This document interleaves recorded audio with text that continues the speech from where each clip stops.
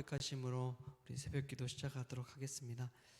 전능하사 천지를 만드신 하나님 아버지를 내가 믿사오며 그 외아들 우리 주 예수 그리스도를 믿사오니 이는 성령으로 잉태하사 동정녀 마리아에게 나시고 본디오 빌라도에게 고난을 받으사 십자가에 못 박혀 죽으시고 장사한 지 사흘 만에 죽은 자 가운데서 다시 살아나시며 하늘에 오르사 전능하신 하나님 우편에 앉아 계시다가 저리로서 산자와 죽은 자를 심판하러 오시리라. 성령 사여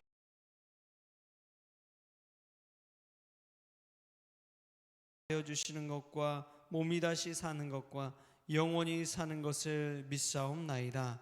아멘. 오늘 함께 볼 말씀 느헤미야 2장 5절부터 8절까지의 말씀 같이 보겠습니다. 느헤미야 2장 5절부터 8절까지의 말씀. 네, 우리 한 목소리로 읽겠습니다. 왕께 아뢰되 왕이 만일 좋게 여기시고 종이 왕의 목전에서 은혜를 얻었사오면 나를 유다 땅 나의 조상들의 묘실이 있는 성읍에 보내어 그 성을 건축하게 하옵소서 하였는데 그때에 왕후도 왕 곁에 앉아 있었더라. 왕이 내게 이르시되 내가 몇 날에 다녀올 길이며 어느 때에 돌아오겠느냐 하고 왕이 나를 보내기를 좋게 여기시기로 내가 기한을 정하고 내가 또 왕에게 아뢰되 왕이 만일 좋게 여기시거든 강 서쪽 총독들에게 내리시는 조서를 내게 주사 그들이 나를 용납하여 유다에 들어가기까지 통과하게 하시고 또 왕의 삼림감독 아삽에게 조서를 내리사 그가 성전에 속한 영문의 문과 성문곽과 내가 들어갈 집을 위하여 들보로 쓸 제목을 내게 주게 하옵소서 하매 내 하나님의 선한 손이 나를 도우심으로 왕이 허락하고. 아멘. 할렐루야. 오늘 이 새벽에 주의 은혜와 또 평강과 은혜가 우리 성원 가족들에게 있기를 축복합니다. 오늘 말씀 보면은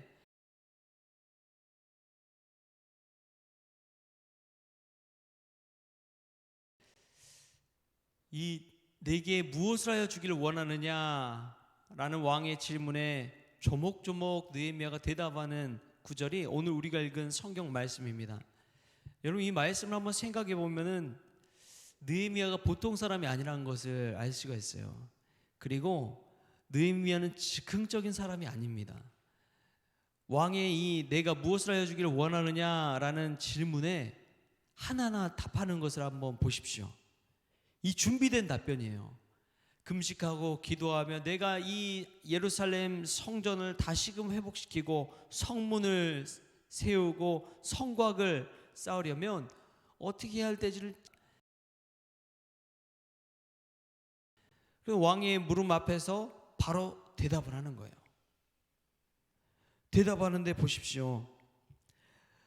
왕이시여 나를 보내셔서 조상들이 있는 성읍 그 성을 건축하게 하시고 뿐만 아니라 이 강 서쪽에 있는 총독들에게도 조서를 다 보내셔가지고 제가 가는 길에 교통하는 일에 어려움 없도록 챙겨줄 수 있도록 그렇게 좀 도와주시고 뿐만 아니라 가서 쓸 제목과 건축 자재들을 제게 이렇게 보내줄 수 있도록 허락을 해 주십시오. 여러분 이게 그냥 순식간에 갑자기 물어보면 답할 수 있는 겁니까? 아니에요. 한번 생각해 보십시오. 가는데 먼저 정치적인 권력이 있어야죠. 왕의 신임장이 있어야 된다 이거예요. 또 가려면 교통비 들죠. 또 그때 당시에는 강도의 위험도 있죠.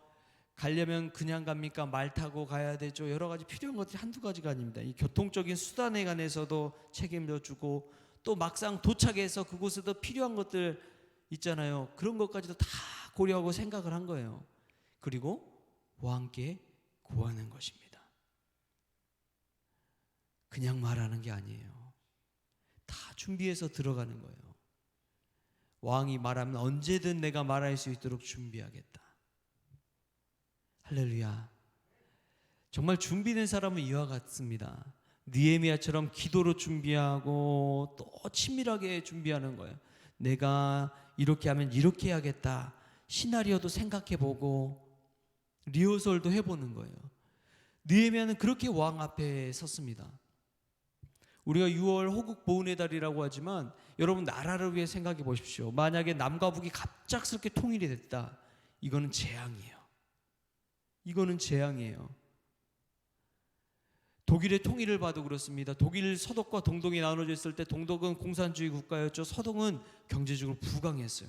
그런데 생각지도 않게 갑작스럽게 통일이 됐어요.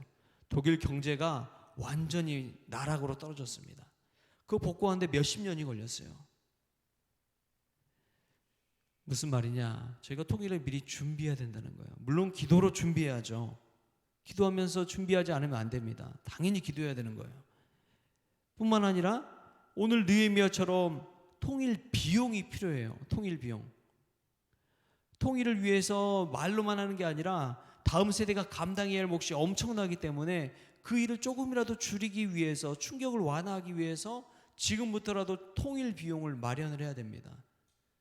전 교회적으로 해도 될까 말까 할 정도예요. 엄청난 천문학적인 비용이 들어가기 때문에. 뿐만 아니라 미리 교육이 선행돼야 됩니다. 우리 다음 세대는 왜 남과 북이 통일돼야 되냐? 이 통일의 당위성이 없어요. 이전 세대는 북한에 살다가 넘어오신 분들도 있고, 북한이 고향에서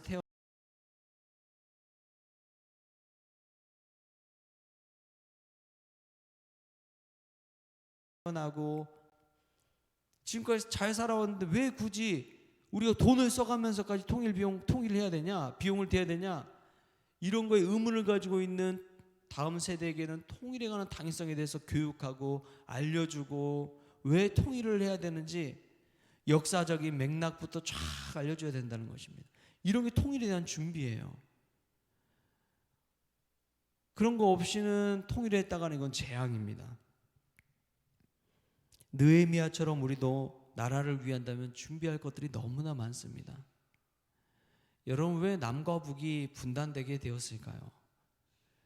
우리나라 힘으로 독립을 쟁취하지 못했기 때문입니다.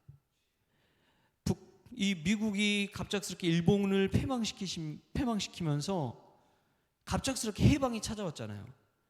무정부 상태가 있었다는 거예요. 그러다 보니까 열강들이 남한에 미국이, 북한에 소련이 들어오면서 이 한반도 땅이 갈라졌어요. 여러분, 사실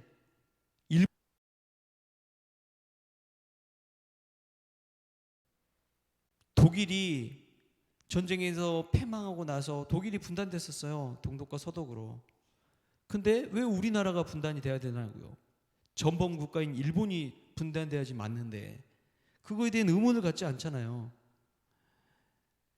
하물며 왜 우리나라가 통일되지 않았느냐, 독립이 되지 않았느냐, 우리 힘으로 하지 못했기 때문에 그래요. 우리도 통일을 준비하려면 우리 힘으로 준비해야 됩니다. 물론 주변에 러시아, 중국, 일본, 미국이 있지만 우리나라의 힘으로 통일 비용을 미리 준비하지 않으면 나중에 엄청난 혼란과 재난이 닥쳐올 것은 불을 보듯 뻔해요. 일개 지역 목사인 제가 그런 이야기를 할 정도면 여러분, 우리가 미리 준비해야 되지 않습니까? 오늘 느헤미야를 보십시오. 그럼에도 불구하고 느헤미야가 믿는 백이 있었어요. 누구예요? 하나님. 우리 8절 후반부에 보면 이런 말씀이 나옵니다.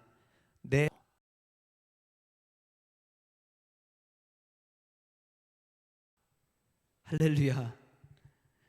내 하나님의 선한 손이 나를 도우심으로 왕이 허락하고, 느헤미야가 치밀하게 준비한 것들 하나 이야기하니까 왕이 허락을 한 거예요. 근데 왕이 허락한 게 아니라 그 뒤에 하나님의 선한 손이 느헤미야를 도우셨다는 것을 느헤미야는 고백하고 있습니다. 왜 이 고백을 하느냐? 미리 기도했기 때문에 그래요. 하나님께 기도하고 들어가니까 왕이 생각지도 못한 일을 겪고 허락을 한. 할렐루야. 하나님의 선한 손이 도우면은 안 될 일도 될 줄 믿습니다. 어려운 일도 해결될 줄 믿습니다. 왕의 손이 붙을 때 주님께서 놀라운 은혜를 베풀어 주시기 때문에 그렇습니다. 하나님의 선한 손이 도울 때 안 되는 일이 없어요. 여러분 생각해 보십시오. 그냥 일이 되나요? 갑작스럽게 느헤미야가 요구한 일이 그냥 이루어지겠어요? 아니에요. 하나님의 선한 손이 도울 때에 가능한 것입니다. 저는 이 말씀 보면서 참 놀라운 게 6절에 보면 또 이런 말씀이 나와요. 그때에 왕후도 왕 곁에 앉아 있었더라. 아멘. 여러분 어떤 정치적인 모임에서 회의에서 이 남자들만 모여 있을 때 분위기가 정말 험악해질 때가 있습니다. 상하 서열 이런 거 따지고 위계 질서 이런 거 따지다 보면 고성이 오가게 돼 있어요. 그런데 왕후가 옆에 있고 한다면 분위기가 달라지는 거예요. 분위기가 달라져요. 저는 느헤미야 앞에서 현실적으로 왕후가 곁에 있었던 것도 큰 힘이 됐다고 오늘 말씀 통해 알 수가 있습니다. 그 모든 것도 하나님의 선한 손이 도와주시는 거예요. 여러분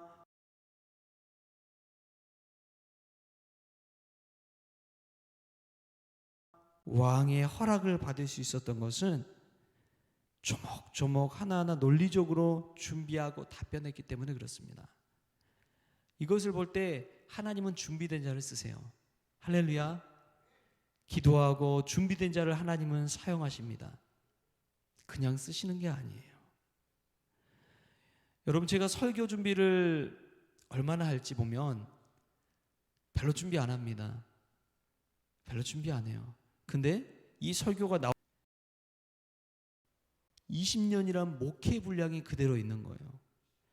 신학 4년, 신학대학교 4년, 대학원 2년, 또 인턴 2년, 그 이후에 막 목회 여정 하면서 읽은 책만 해도 수백 권이에요.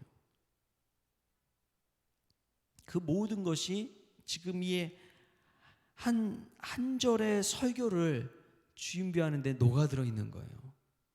그냥 준비한 게 아닙니다. 설교 한 편도 이럴지언데 왕 앞에서 목숨 걸고 이야기하는 느헤미야를 생각해 보십시오. 얼마나 철저하게 준비했을까요? 우리도 하나님 앞에 쓰임받기 위해서 철저히 준비된 사람 될 수 있기를 축복합니다. 실력을 쌓으십시오. 기도로 준비하십시오. 내가 무엇을 요구할지 구체적으로 나열하십시오. 기도 제목 단순히 그냥 기도하지 마십시오. 기도 제목도 하나하나 철저하게 따지십시오. 내가 무엇을 기도해야 할지 1, 2, 3를 정하십시오. 그래서 구체적으로 기도할 때 하나님께서 기도 응답해 주시는 것입니다. 하나님께서 우리에게 내가 너에게 무엇을 하여 주기를 원하느냐 물었을 때 여러분 하나님 앞에 기도 제목 구할 게 분명히 있어야지 하나님 그대로 응답해 주는 거예요. 구체적으로 하나님 앞에 아뢰십시오. 그때에 느헤미야처럼 하나님께 응답받을 줄 믿습니다. 선한 손이 우리를 도울 때 우리가 할 수 있는 일들 능히 이루어질 줄 믿습니다. 제가 예전에 부산 풍성한 교회에 두 날개 프로그램 참 유명한 교회죠. 이 교회에서 부목사 부교육자 시절에 휴가를 받아서 주일날 거기를 간 적이 있어요. 근데 전 그 풍성한 교회 크긴 하더라고요. 되게 큰 교회고 그랬는데 아직도 잊혀지지 않는 게 있어요.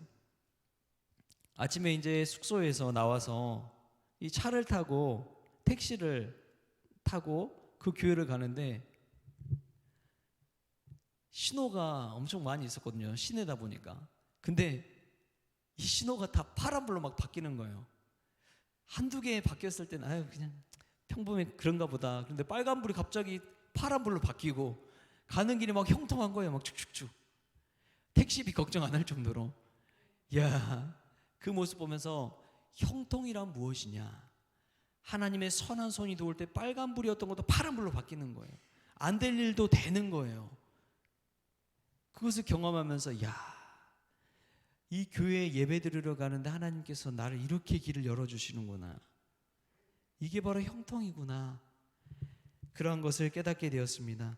하나님의 선한 손이 도울 때 우리 앞길이 그렇게 열릴 줄 믿습니다.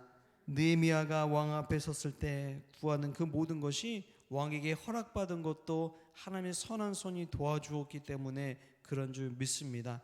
우리가 늘 기도함으로 하나님의 형통을 맛보고 하나님의 선한 손이 나와 함께 하심을 경험할 수 있는 귀한 날들 될 수 있기를 주신 예수님의 이름으로 축복합니다. 기도하겠습니다. 하나님 아버지 감사합니다. 왕 앞에, 왕의 물음 앞에 내게 무엇을 하여 주기를 원하느냐 물을 때에 느헤미야가 하나하나 세밀하게 준비해서 세 가지를 답변하는 것을 보게 됩니다. 하나님, 늘 저희 안에 생각하고 고민하고 준비된 삶을 살기를 원합니다. 주님 역사하여 주옵소서. 기회가 왔을 때 잡을 수 있는 준비된 사람 되어지기를 원합니다. 주님 사용하여 주옵소서.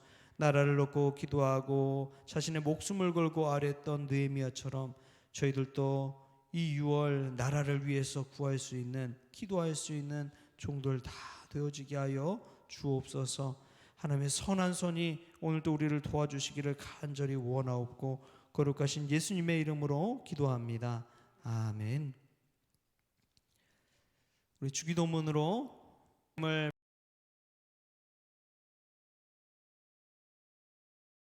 받으시오며 나라가 임하시오며 뜻이 하늘에서 이루어진 것 같이 땅에서도 이루어지이다. 오늘 우리에게 일용할 양식을 주시옵고 우리가 우리에게 죄 지은 자를 사하여 준 것 같이 우리 죄를 사하여 주시옵고 우리를 시험에 들게 하지 마시옵고 다만 악에서 구하시옵소서. 대개 나라와 권세와 영광이 아버지께 영원히 있사옵나이다. 아멘.